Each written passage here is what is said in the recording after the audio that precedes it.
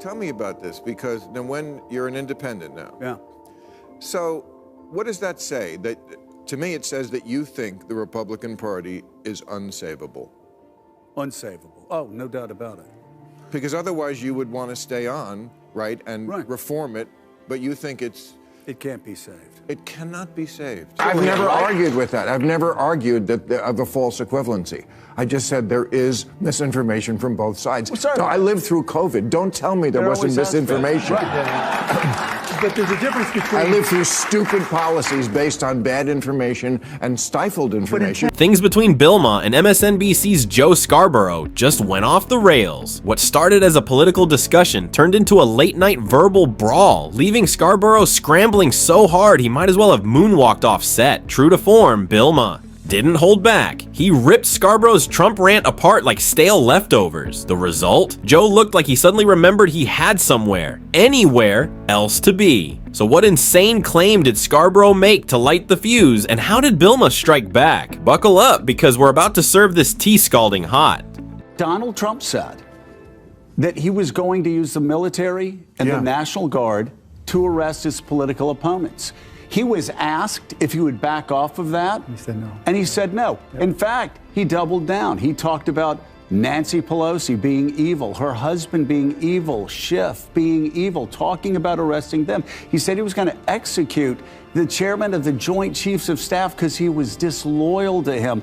He told another chief of staff who was a general, I wish my generals were like Hitler's generals. It's just another day, and the Trump derangement syndrome is still going strong. Some folks simply cannot handle the fact that Trump was president, so they twist his every word, stoke panic, and spin wild narratives to cast him as some cartoon villain. And you just know Bilma was ready to clap back. But first, let's break down Joe Scarborough's heavily slanted take on Trump's comments, a textbook example of media manipulation. What's wild is how Scarborough conveniently skips the context or flat out ignores why Trump might have said what he said.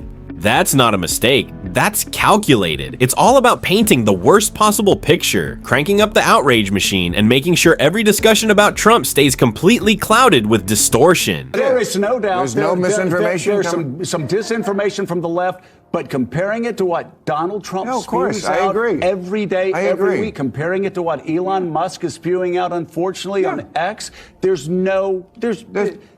sound like Brett Stevens right now, with all due respect. It's a joke. That's a real time. And you sound like him, who looks like Rachel Maddow. Or you understand what I'm saying? I've never argued with that. I've never argued of the false equivalency. I just said there is misinformation from both sides. No, I lived through COVID. Don't tell me there wasn't misinformation. But there's a difference between... I lived through stupid policies based on bad information and stifled information. But intent matters. That's what Zuckerberg said. He said they were forcing us not to put out... Let's be real. Now, the left is guilty of nearly everything they've accused Trump of. It's classic projection. As Bilma rightly pointed out, they're not just complicit in spreading misinformation. In many cases, they lead the charge. Just look at MSNBC. Remember the Russian collusion hoax? The Hunter Biden laptop disinformation lie? Or their breathless hysteria over the so-called fine people hoax? These weren't minor slip-ups. They were deliberate attempts to deceive. And yet, while Trump's every word gets twisted, dissected, and turned into headline gold, the lies from the left are either quietly ignored or brushed off as harmless mistakes. This isn't journalism, it's strategy. It's how they control the narrative, keep their base in a frenzy, and ensure that Trump remains public enemy number one. Because if they ever admitted their lies, they'd have to admit they're no better than the man they've made their entire brand out of hating. And that's a truth they absolutely can't afford to let people see. You haven't changed, so you consider yourself a liberal, right? I consider myself an old school liberal. You have to make that distinction now, because you know, the word woke, which started out as a good thing, being alert to injustice, and a lot of people get triggered by the word because when they hear it, they think of it the old meaning, which was good. Right. You know, stay woke. But I'm sorry, language is a living, breathing entity. Words change and they migrate and they take on a different meaning. And woke now has to answer for, or for people have just used the word to ascribe a number of extreme things on the left. Now this is where I've got to challenge Bilma a bit. He acts like only a tiny sliver of the left has gone full-blown woke. But come on, that's just not reality. This isn't some fringe movement quietly lurking in the shadows. It is the left now. From politicians to media moguls to Hollywood elites, wokeness has become the default operating system. It's not a phase, it's the entire playbook. And Scarborough, he had nothing, no real comeback, probably because deep down he knows Bilma nailed it. The only real question is, how much longer can he keep pretending otherwise? I mean, Kamala's big, I think, challenge here to win over the undecided voters is to convince them that she's not part of what they suspect she might be. Sort of a stealth version of the worst excesses of the left. I said there's a coalition of Trump voters, people who really like him, they certainly are those, and then there's people who don't necessarily like him that much, but they still think he's less crazy than stuff that strikes them as aggressively anti-common sense. That takes place on the left. So that's why they keep running that ad about sex changes in prison. You know, like could you... And every football game. Could you get every that's what I see. Every football game. Could you get more third rail words into one sentence? That's exactly the point. Kamala Harris couldn't distance herself from the woke left, even if she tried. And let's be real, she's never even tried. She's not some outsider brushing up against the movement. She's knee-deep in it. The woke left isn't a fringe element anymore. It is the left. It's the mainstream, the establishment, the loudest voice in every room. Just look at the crowd she drew. Not moderate Democrats challenging wokeness, but full-on activists cheering it on. Hollywood stars lined up to praise her. Reporters handed her softball questions like they were playing catch with a toddler. And the media? They bent over backward to bury any inconvenient truths. That's not a fringe faction. That's the Democratic machine at full throttle. So let's stop pretending. Wokeness isn't the outlier. It's the standard operating procedure. It's the rule, not the exception.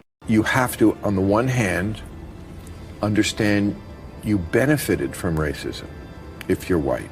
There's no doubt about it. And that has to be addressed. It can't be ignored. But also, I didn't personally do it. There's a middle ground there. It's very difficult. Two things can be true at one time. And they are both true at one time. I'm not personally responsible, but did I benefit? Yes, I'm sure I did. People our age definitely did. And so, if we can all agree on things like that, we could then come up with sensible policies. On this point, I'm with Bilma. The only way out of this deep, toxic divide ripping the country apart is by restoring some actual balance. We need leadership that focuses on solving real problems, not just appeasing the loudest activists in the room. That means cutting out the political theater and pushing forward policies that serve everyone, not just one tribe. Take racism. It's a serious issue, no doubt, but you don't fix it with knee-jerk, optics-first policies that do more damage than good. You solve it with smart, step-by-step solutions that address the root causes without creating brand new messes. But instead, what do we get? DEI initiatives that sound great on paper, but end up hurting more than they help. Risking jobs, safety, and even lives. When ideology steamrolls common sense, everyone pays the price. And unless we course correct and return to rational, results-driven leadership, this divide, it's not going away. It's only going to get worse. But sometimes on the left, they don't want to acknowledge progress because it interferes with virtue signaling. To say, we've come a long way, which we have. It's okay to say that. It's okay to say it, but somehow you're a better person if you say, but there's work to be done. Of course there's work to be done. There's always work to be done. We're humans. We're on Earth. There's always going to be work to be done. But let's be realistic about where we are. Bilma hits a nerve here by exposing a brutal truth. The very people who claim to be the torchbearers of progress seem strangely unwilling to admit that progress has actually happened. Yes, racism is still a challenge, but let's not pretend we're still living in the 1960s. We've made real, measurable strides, yet the left refuses to acknowledge it because doing so would shatter the victimhood narrative they've built their influence on. Why? Because for some, grievance pays. Figures like Whoopi Goldberg, Sunny Hostin, and Don Lemon have carved out careers by constantly fueling racial outrage, even if it means ignoring the facts. They thrive in an environment where division sells. The truth is, if society started celebrating real progress, These people would lose both their platform and their paycheck. That's why this endless outrage machine keeps running. Not for justice, but for profit. It's not about making things better. It's about keeping the business of outrage alive. I've seen focus groups over the past couple days of Trump voters who still would support him, who say things like, I like Donald Trump because of where he stands. I can't even say it with a straight face. On the issues. Now you tell me, what the fuck does that mean? What does he, what issues? But what issues does this guy share with conservatives? Since you're pretending not to know the core issues that matter to conservatives when it comes to Trump, let me spell it out. Trump has been a loud, unapologetic defender of traditional values, recognizing only two genders, opposing the idea of biological men competing in women's sports, and drawing a hard line on bathroom access. He's pushed for laws requiring parental consent before minors undergo life-altering gender transitions. But it doesn't stop with culture wars. Trump has also taken aggressive steps to protect national security. Under Biden and Harris, the border has become a mess, with criminals slipping through and illegal immigration surging. Trump, he's focused on restoring order, deporting dangerous offenders, and sealing the loopholes that left us exposed. He's also gone after bloated, corrupt institutions, working to claw back taxpayer money wasted by agencies like USAID through fraud and mismanagement. His focus on transparency and fiscal discipline is in direct contrast to the chaos we've seen from the current administration. But let's be honest, none of that matters to you. You won't acknowledge any of it because facts only matter to you when they fit your narrative. When they don't, suddenly truth becomes optional. Tell me about this, because now when you're an independent now. Yeah. So what does that say? That, to me, it says that you think the Republican Party is unsavable. Unsavable. Oh, no doubt about it. Because otherwise you would want to stay on, right, and reform it, but you think it can't be saved. It cannot be saved. Well, at least under Donald Trump, the Republican Party didn't just show up. It came back swinging. While the so-called electable GOP candidates have flopped for decades, Trump led a full-blown political comeback, and it wasn't close. It was a landslide, a statement. The MAGA movement didn't just survive, it crushed the opposition and reminded the elites exactly who's in charge: the people. This wasn't just another election, this was a wake-up call. This is the loud rejection of weak leadership, failed policies, and out-of-touch power players who thought they could mute everyday Americans. But the silent majority, they're not silent anymore. They roared back and delivered a brutal reality check. The America First agenda isn't fading, it's just getting started. So if you thought the last few years were chaotic, brace yourself. What's coming next will shake the political landscape to its core. And that wraps up today's video. Thanks for tuning in, and we'll see you next time.